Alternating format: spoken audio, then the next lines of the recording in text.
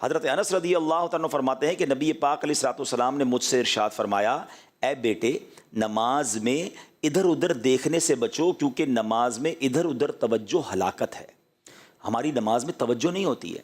ایک اور جگہ نبی پاک علیہ الصلوۃ والسلام نے فرمایا کہ بی بی عائشہ کہتی میں نے نبی پاک سے سوال کیا کہ نماز میں جو ادھر ادھر توجہ کرتے ہیں تو اس کے بارے میں کچھ ارشاد فرمائیں۔ آقا نے فرمایا یہ شیطانی لغزش ہے، اس کے ذریعے شیطان بندے کو نماز سے پھسلانا چاہتا ہے۔ شیطان آتا ہے کہ کسی طرح اس کا دماغ کہیں اور چلا جائے۔ وہ چٹکلا مشہور ہے نا کہ ایک صاحب جو ہیں وہ 5 وقت کے نمازی تھے اور با جماعت نمازی تھے، اپنی مارکیٹ میں بھی جماعت سے نماز پڑھنے جاتے۔ ایک دن عشاء کی نماز چلی گئی تو رونے لگے۔ نمازیوں نے کہا کیا ہو گیا، جماعت چلی گئی، بھائی اپنی پڑھ لو۔ کہہ رہے یار مسئلہ یہ ہے، دکان بند کر کے عشاء میں آتا تھا، امام صاحب 4 رکعت پڑھاتے تھے، میں سارا حساب کرتا تھا، اب امام صاحب نے جماعت تو چلی گئی میری، اب نماز خود پڑھوں گا تو حساب بھی الگ سے کرنا پڑے گا۔ یعنی یہ بظاہر تو ایک چٹکلا ہے، لیکن ہمارا حال بھی ایسا ہی ہوتا ہے۔ شاید بہت سارے پروگرام، بہت سارے ایڈیٹنگ کے ٹولز، بہت ساری جناب وہ چیزیں ہمیں دماغ میں یاد آتی ہیں، یار یہ رہ گیا تھا، وہ رہ گیا تھا، یہ ای میل باقی ہے تو یہ جواب باقی ہے۔ تو اس کی ایک وجہ ہے، لیکن پہلے میں ایک آپ کو واقعہ سناتا ہوں کہ ہمارے اسلاف نماز کیسے پڑھتے تھے اور ہمارا حال کیا ہے۔ حضرت ابو الاحوص رحمۃ اللہ تعالی کہ حضرت سیدنا منصور بن معتمر رحمۃ اللہ تعالی کی پڑوسن نے اپنے والد صاحب سے پوچھا کہ حضرت وہ جو سیدنا منصور کی چھت پر ایک لکڑی نظر آتی تھی وہ کدھر ہے؟ روز چھت پہ ایک لکڑی نظر آتی تھی۔ تو بتایا بیٹا وہ لکڑی نہیں تھی، حضرت منصور روزانہ رات کو کھڑے ہو کر قیام کرتے تھے، وہ اللہ کی بارگاہ میں نماز پڑھتے تھے۔ اللہ اکبر۔ یعنی وہ ان کا انتقال ہو گیا تو بچوں نے پوچھا کہ وہ لکڑی نظر نہیں آ رہی آج کل، وہ روز رات کو دیکھتے تھے لکڑی نظر آتی تھی۔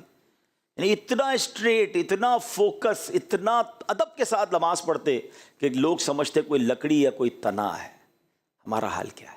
نماز پڑھنی ہے اور اس میں توجہ رکھنی ہے اور جو انعام ہے وہ حاصل کرنا ہے نا۔ اچھا اب آپ کہیں یار توجہ ہوتی نہیں، کوشش کرتے ہیں، اس کے کچھ طریقے ہیں۔ سب سے پہلا طریقہ میں آپ کو یہ بتاتا ہوں کہ نماز کا معنی سمجھیں، میننگ سمجھیں۔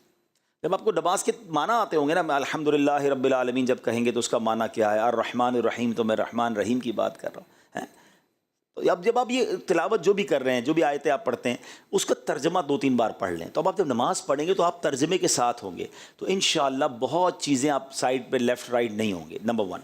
نمبر 2، آپ نماز سے پہلے تھوڑا سا اپنا ذہن بنائیں۔ مثال دیتا ہوں، آپ نے کسی بھی بڑے افسر کے پاس اپنا کوئی کام لے کر جانا ہے، فائل لے کر جانی ہے، اپنی ریکویسٹ لے کر جانی ہے، فوکس کیسا ہوگا؟